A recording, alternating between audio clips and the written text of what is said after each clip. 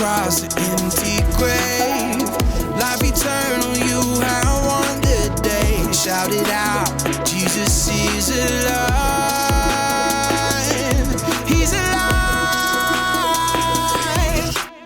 Oh, happy day, happy day. You wash my sin away. Oh, happy day, happy day. I'll never be the same. Forever I'm changed. I'll never be the same. When I stand in that place, realize meeting face to face, I am yours, Jesus, you are mine. In this joy, perfect peace, earthly pain finally will cease. Celebrate, Jesus is alive. He's alive. Oh, happy day, happy day. You wash my sin away. Oh, happy day, happy day. I'll never be the same. Forever I'm changed. I'll never be the same. Oh, what a glorious day, what a glorious way. You have saved me, and oh, what a glorious day, what a glorious name. Oh, happy day, happy day. You wash my sin away. Oh, happy day, happy day. I'll never be the same. Forever I'm changed. I'll never be the same.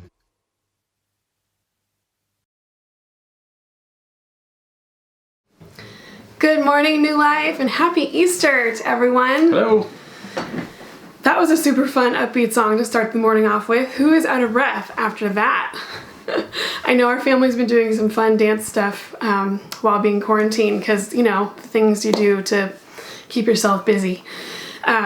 So next we're going to be singing a song, leading you all in a song this morning. It's a Lauren Daigle song called How Can It Be? And I just want to encourage you to sing along with us as Uriah plays and I sing. Just take it in and sing if you want to join in.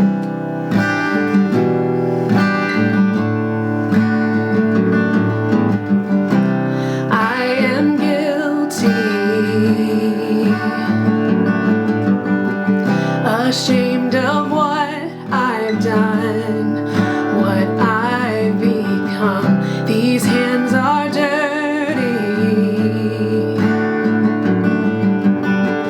I dare not lift them up to the Holy One.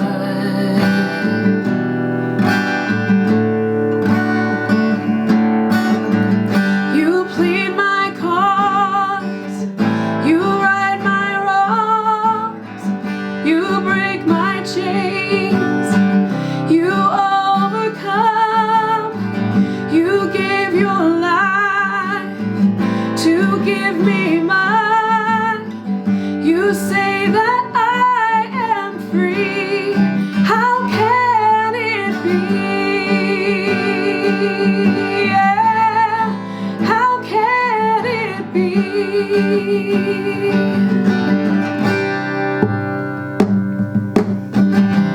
I've been hiding, afraid I've let you down. Inside I doubt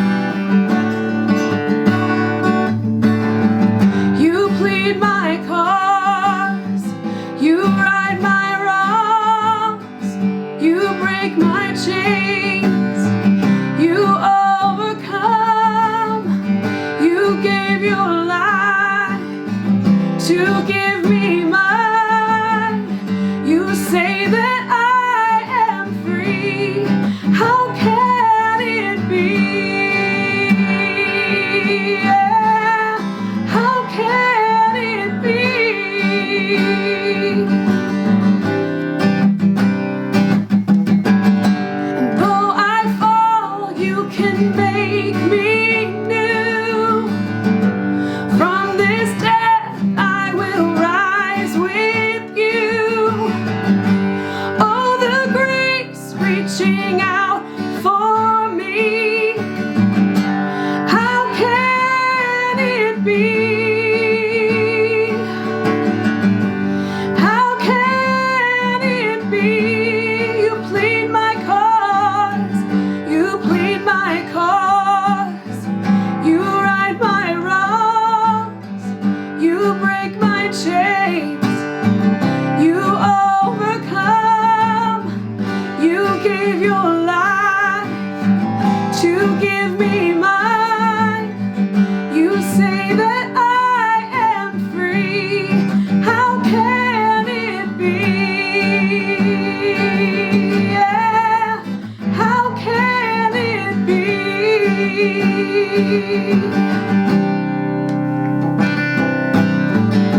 And though I fall, you can make me new. From this death I will rise with you. Oh, the grace reaching out for me. How can it be? Oh, how can it be? How can it be? How can it be? Amen. Happy Easter, everyone. Nailed it. Happy Easter, New Life! My name is Amanda Kelly, and most of my time at New Life is spent on a stage. But if you're over 5th grade, you might not know that because my stage is in the Next Gen wing with your tiny humans. Hi, friends! I'm so happy to be with you today. Now, Easter to me means hope, and my friend wrote this about Easter. I want to read it to you. Easter is hope, and not the cross your fingers, maybe this will work out kind of hope, but the hot diggity dog, this good news has my name written all over it kind of hope. What is this good news? The good news that I'm no longer trapped by my worst choices. I'm being made new. I don't have to crumble when life is hard. I am given the strength I need in Jesus. This life that I love and yet often mess up is not my final stop. I have a creator walking me towards eternity. If you're in need of that kind of hope too, Easter is for you. If ever we were wondering if the world needs hope, this season the answer is yes. Communion is the time that we stop and remember that. We soak up that thought, his love, his forgiveness given to us through his death on the cross, and our hope, it springs forward. So today, whether you're 5 or 105, whether your hurt is brand new or you've been carrying this weight around for a long time, my prayer for today is that you would feel the presence of Jesus wherever you are. You would feel him right next to you. You would feel his hope. You would feel his forgiveness, and you would feel his love.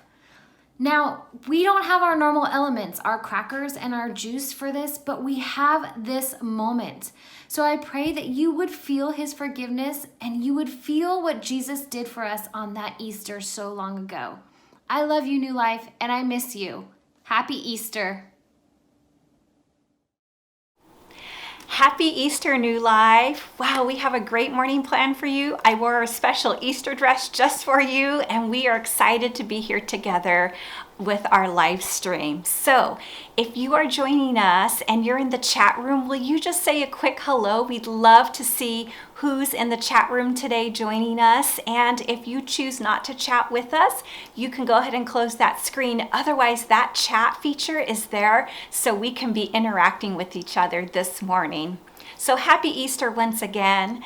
It is so nice to be together, but I just want to remind you that Sundays are not the only days for us to be together. You know, if you're part of a community group, then you're meeting more than just Sunday. A community group is a small group that meets during the week, and it's usually 6 to 10 people. And before all this shelter in place, we were meeting in homes, we were sharing meals together, we were going out and having fun. But you know what? COVID-19 has not stopped us from meeting. We are meeting online. So in the chat box, there should be a link for you to click on so you can join a community group. Now, if you're already plugged into one, you don't need to re-sign up, but this would be for people who are not partnered into a community group yet.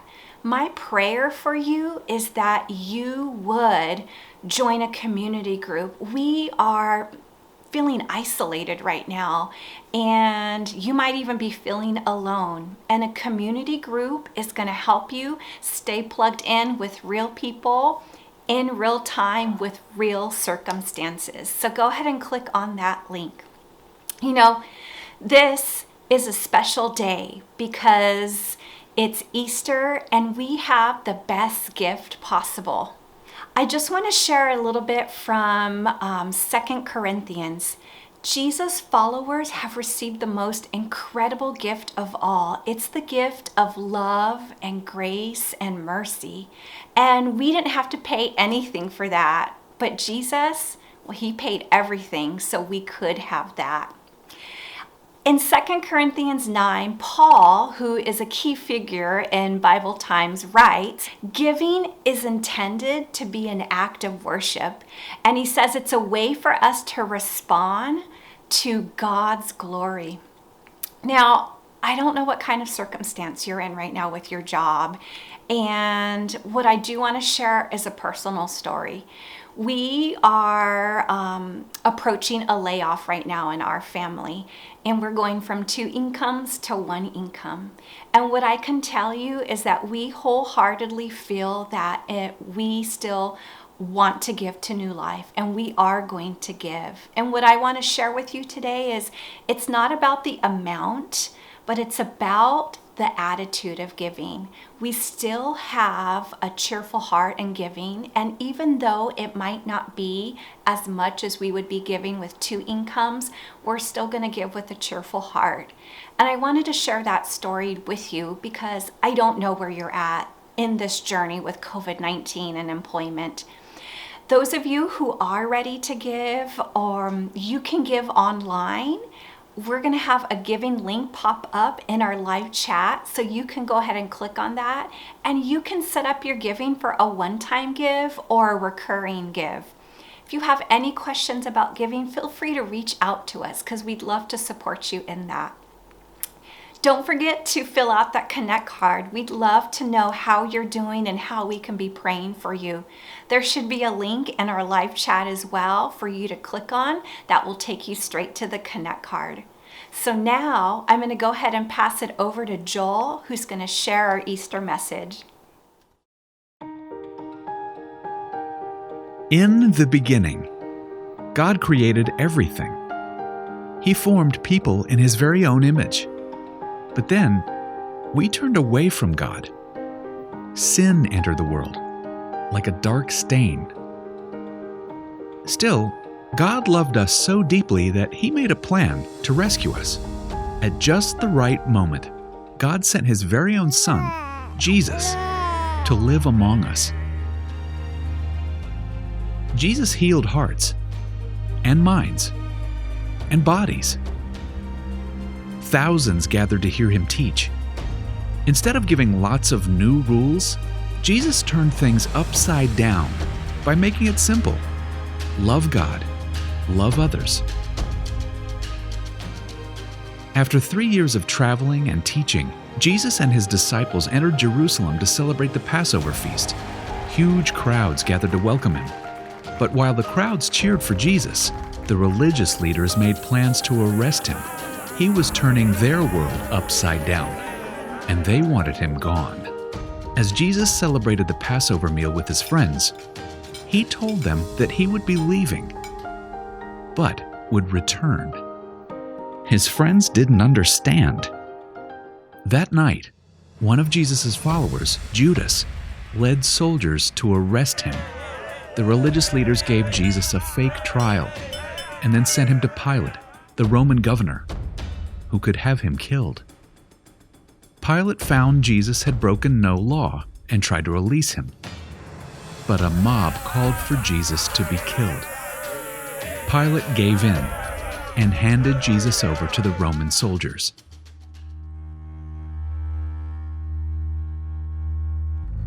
Jesus was forced to carry the heavy beams of his own wooden cross.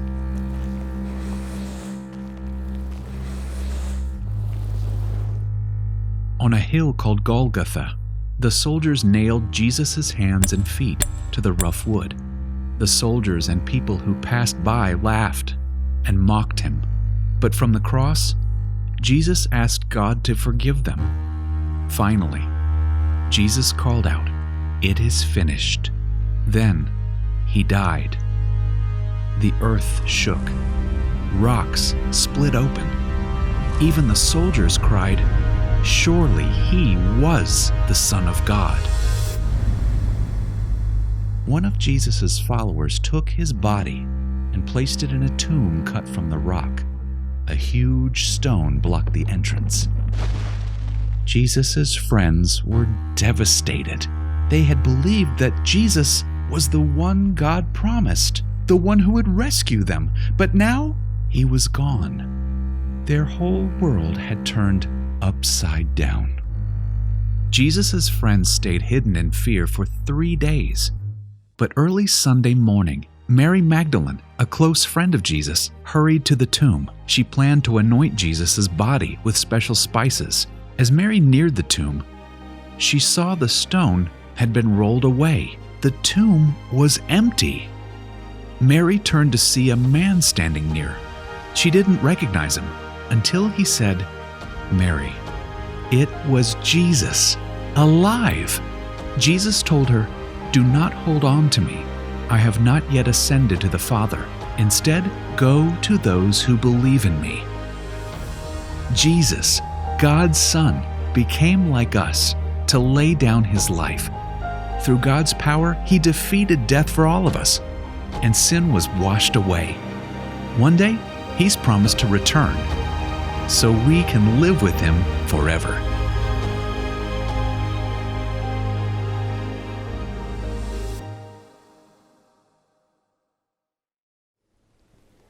I love a good story. And let me tell you, Easter, that's the greatest story of them all. It's the greatest of stories. And yet it's an easy story to miss out on. If we miss the significance of what happened and what it means for us. See, the cross that took place on that Friday before that first Easter, that was no accident. That was a radical, subversive act of love on our behalf. And on the cross, Jesus did something incredible for us. And this is what we see in that moment that John captures for us in his account of the life of Jesus. In John 19, we see this. It says that Jesus knew that his mission was now finished. And to fulfill the scripture, he said, "I'm thirsty." So a jar of sour wine was sitting there. They soaked a sponge in it and put it on a hyssop branch and held it to his lips. And when Jesus had tasted it, he said, "It is finished." And then he bowed his head and gave up his spirit. And so there on the cross, he's hanging and his life is fading away. And he cries out, "I'm thirsty." So they bring him some wine. And it was in a sponge, and they bring it up to his lips to just offer some sense of comfort. And we're told that as he sniffs it, as he takes it in, he realizes this is it. And he says, "It's finished." And we could sit and say, well, what's finished, Jesus? What are you talking about? Your pain and your suffering? Because crucifixion was a brutal way to be executed. And so death would have been a mercy of sorts. And yet if that's all that he meant by those last final 3 words, "It is finished," then his last words on the cross, well, they would have been lost to us in history, because his death would have been the end of the story. Just one more death in the countless others that had been crucified by Rome. And yet here we are. We're talking about him. Like some 2,000 years later, we're talking about him. We're celebrating him because something happened. And in the stories of his life that we have been given by his first followers who captured them and made sure that they would exist and move on, we see what happened. This is what they tell us. Mark tells us in his story of the life of Jesus. In Mark 15, he says this. He says that then Jesus uttered a loud cry, those words that he declared, "It is finished," and breathed his last. And the curtain in the sanctuary temple was torn in two from top to bottom. And this is so incredible. And maybe you're wondering, what's the big deal about a curtain in a temple? With this was the curtain. It was the curtain that represented a separation between us and God. That God, who was supposed to dwell amongst us in this time and moment on one side of this curtain, would be cut off, separated from the rest of us on the other side of this curtain. It was a divider that symbolized our separation from God, something that kept us from him. It symbolized that God and us could not be connected because there was something wrong. And it existed because something was broken between us and God, something broken because when we walked away from God, in that beginning story that we have, that Genesis story, like something broke. When we turned from him, like utterly, completely, irrevocably broke between us and God. And this is what God had warned would happen if we turned from him. This is what he warned them to not turn away, to trust him. In that story in Genesis, when we're told that he gave them this beautiful garden to live in and everything was for theirs, but this one thing wasn't for them, this tree that somehow represented a knowledge of good and evil that God didn't want for them. He said, trust me that I know what's good for you, and live in this place of freedom. But when they didn't trust him, something broke. And he said that when that happened, we would die. We would be separated from him. Because that's what death is. Death is separation. And oh, how they experienced it in that moment. This death, this separation from innocence. Because for the first time in their existence, shame entered their story.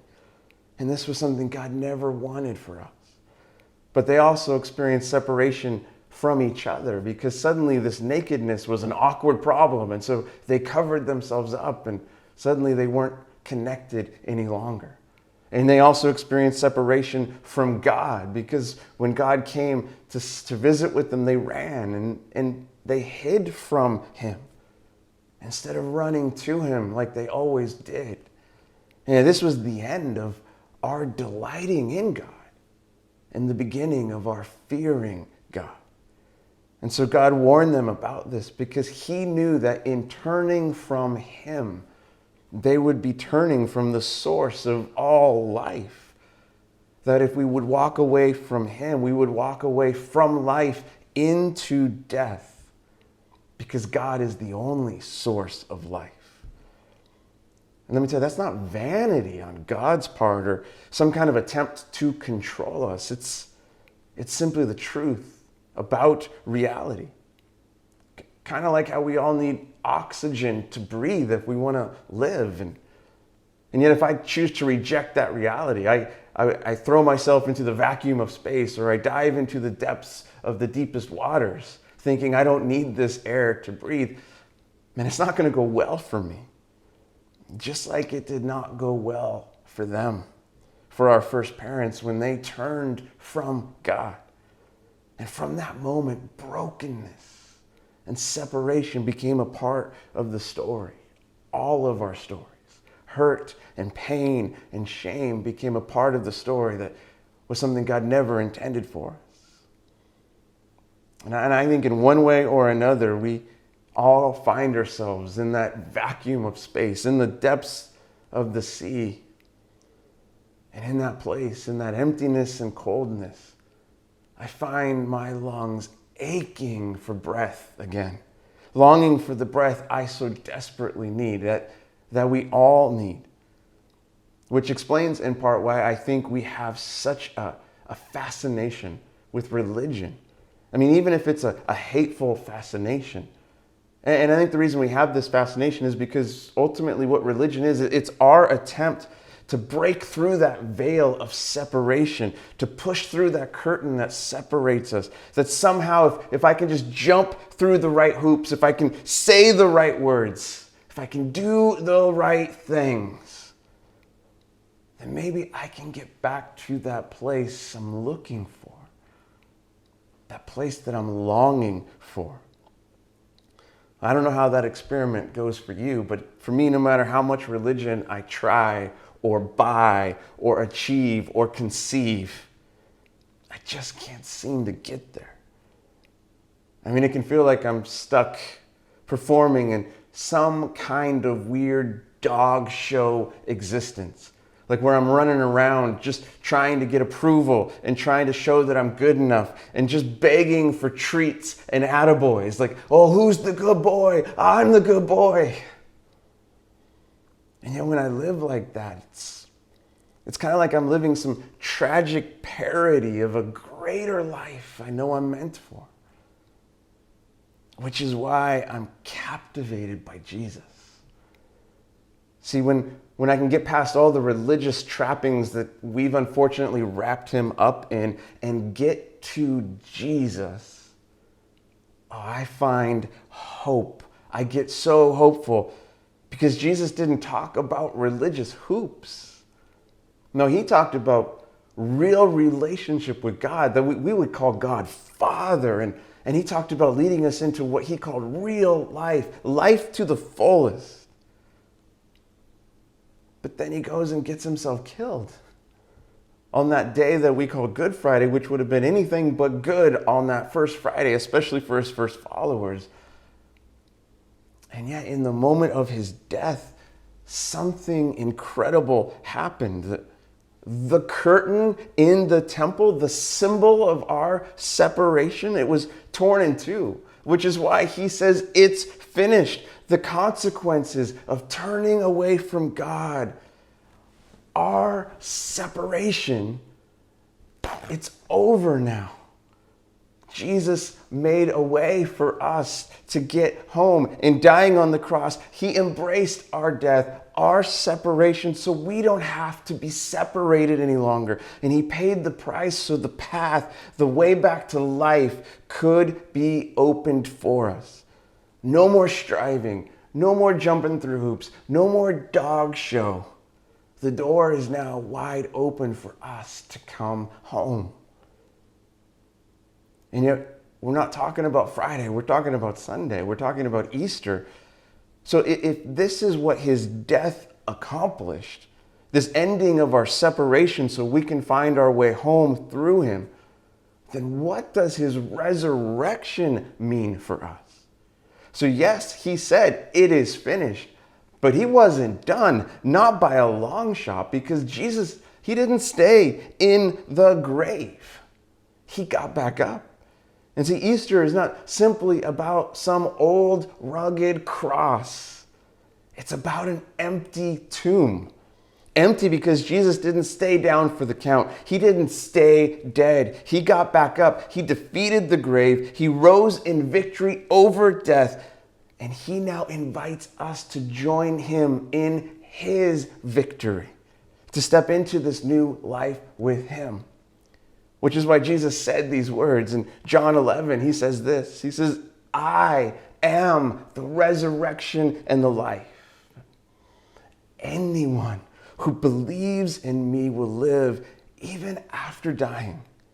And everyone who lives in me and believes in me will never, ever die. No longer separated. And so who is this for? Well, look what he says. Anyone, he said, anyone who believes in him will experience this life he has. And see, here's the amazing thing about Jesus. Not only does Jesus offer us salvation, not only does he save us, he shares with us. He shares all of his goodness with us. Jesus embraces our death and offers us new life in him, new life with him. And it's the best kind of relationship we could ever hope for. I mean, have you ever noticed that some of the best relationships you've had in your life, they were mutually beneficial, where you received as much as you gave to the other person? And that's how it is with Jesus and this relationship he invites us into. Like, we give him our broken mess. And he says, bring all of that to me. There's nothing in your story that you have to hold back. I have come for you. And we give him our broken mess. And then we take hold of this new life he has for us. It's this beautiful give and take that we have with him. And then Jesus, he actually takes our worst from us and then gives us his best. Which seems kind of like maybe Jesus is getting the short end of the stick a little bit. Like, Jesus, what's in it for you? Why would you do this for us? Why would you do this for me and everyone listening right now? And I think what Jesus would say is, what's in it for me? You. You are in it for me. You are worth it. In doing this for you, I get you back. There's no longer separation, and I can wrap my arms around you once again and say, welcome home. Which means that the hope we can all step into this Easter is that we are loved beyond our wildest imaginings. And when we step into the love that Jesus has for us, we are forever changed. That's why Paul, one of the early Christian leaders, writes this. He says that this means that anyone who belongs to Christ has become a new person. The old life is gone, a new life has begun. And so we step into this new life by trusting him, by trusting Jesus to do for us what we can't do for ourselves. And that's what faith in Jesus means. It means trusting him to bring you back into right relationship with God, to bring you back into the life you were created to live because of what he's done for you. And we step into that life by asking him to step into our lives. And we pray something like this: oh, Jesus, I need you. And Jesus, I give my life to you. So would you make me new? Because I believe in you. And so, friends, here's to new life. Here's to new hope. Here's to new beginnings. Here's to the one who shares his best with us so that through him we can have new life. Man, happy Easter.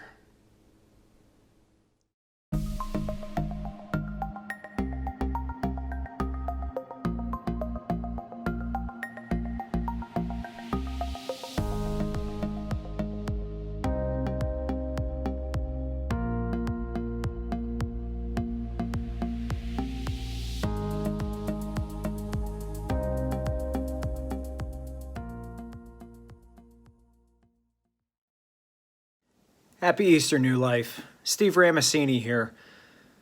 I'm currently assigned to the Coast Guard Training Center in Two Rock, just north of Petaluma. I'm a 27-year Coast Guard active duty service member, and I've been living here for about a year. The responsibilities out here at the training center are pretty vast. It's an 837-acre ranch.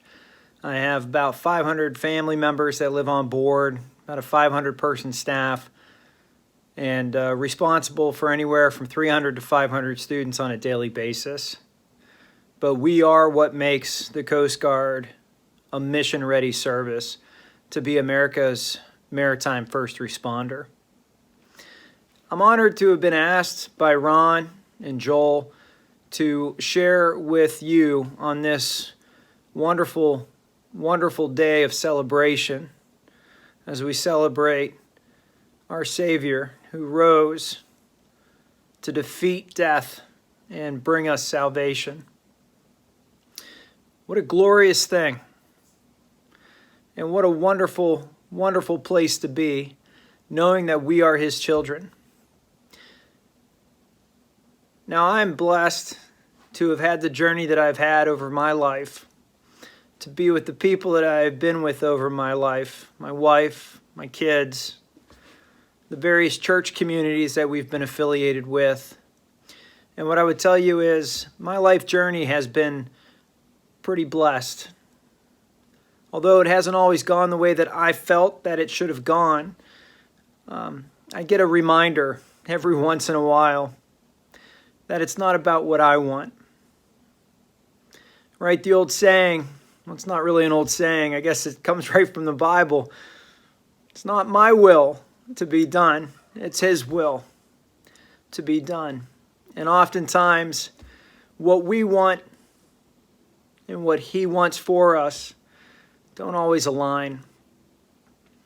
And I guess my life journey and my faith journey has brought me to a place where even though I still get a little bit anxious and frustrated when I don't get what I want, which kind of sounds childish, I know, I take a deep breath and I take a step back and I come to the realization that even though I may not have wanted what's happening right now, it's happening for a reason. God knows the reason. And although you can say it's ours to figure out, and to an extent it is, what I've come to realize is that his plan is the plan. And when we align ourselves to his will, good things happen. Again, maybe not in the way that we would have wanted them to, but good things happen. And I am blessed on the path that I have led in my life to have had the experiences that I have had to prepare me for a leadership role that I have right now, not only in the service, but also in this community that I call the Training Center out here in 2 Rock, California. So I'd just like to say thank you very much for the opportunity to share a little bit about my faith journey and a little bit about myself. And I look forward to the time when we can all be together physically and maybe shake one another's hands or give each other a hug again. But I'll leave you with Happy Easter. Peace, love, and happiness. Stay safe. Take care, New Life.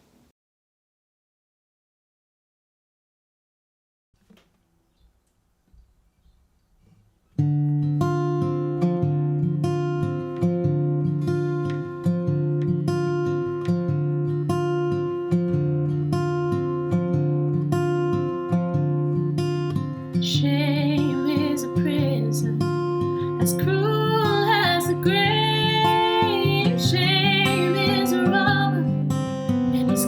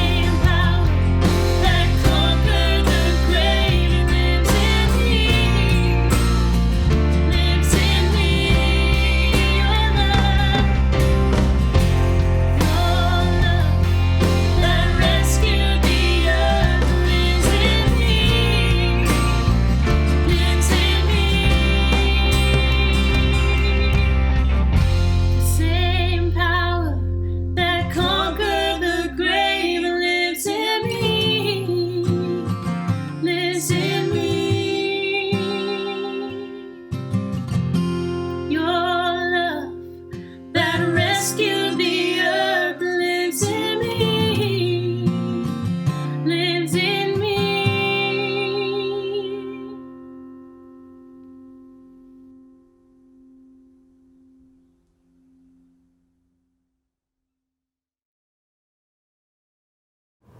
As we wrap up our time together this morning, we'd like to pray together. But because of the circumstances that we find ourselves in, I'd really like to pray this prayer over you. I'm going to pray it slow enough so that you have the space to either resonate with things that I'm saying or even wrestle if I say something that you're not sure is true, or if I say something that you aren't sure that is an authentic statement for you. I'd like to go slow enough so that these words can just wash over you and become your own. So if you would, make yourself comfortable, settle in, and let these words be a blessing to your spirit and part of your heart's cry as well. God, I confess I'm finding surrender a difficult posture to live in. I'm pulling from the familiar well of self-reliance, and I feel too busy to even stop to ask your opinion. Too fearful to really rely on even your help. I'm either fighting or I'm running away. I'm rarely surrendering and resting. But today, I'm asking for help. I know that surrender is a better place to live from, and I know that everyone is happier when I'm living like I know who is trustworthy and faithful. I don't know exactly how to do it, but I am surrendering my fears to you today. I'm handing over my finances in favor of trusting your provision. I'm giving you my loved ones under your shelter of care and protection. I'm handing you my future plans. I surrender. I choose to trust you this day and to seek your leadership and your comfort.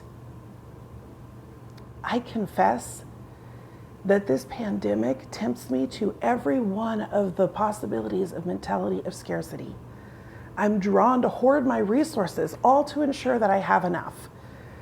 I confess that I'm scared, and it pulls my mind in a direction to forget your faithfulness, your limitlessness, and your kindness to me.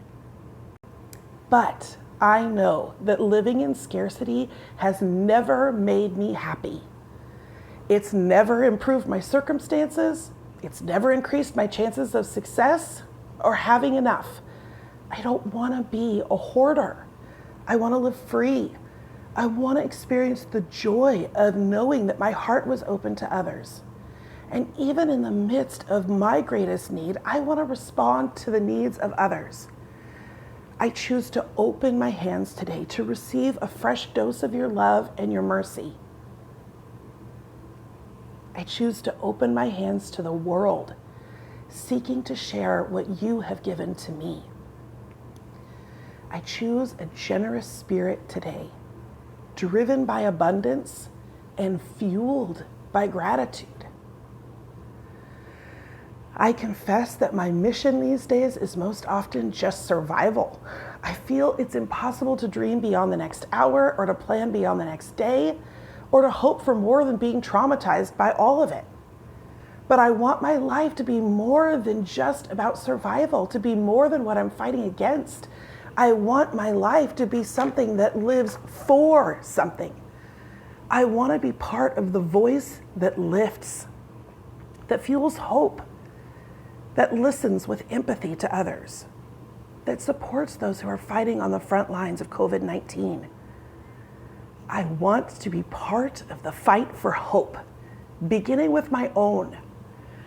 I will join the fight for help, including asking for some myself.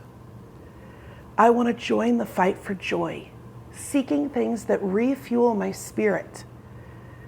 I make it my mission today to engage with the grander movement, starting right where I am. Amen.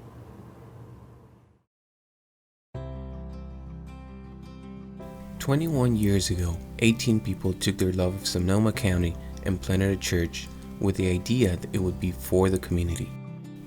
That whatever love they felt for Jesus, it would translate into action on behalf of Petalumas. That legacy reverberates into 2020 as our community faces COVID-19. Whether you're part of our church community or part of our broader community, you're part of our DNA, part of the greater us, and we are here for you. New Life is now a movement of hundreds of people, and we stand at the ready, united in love, compelled into action, praying with passion. How can we help you?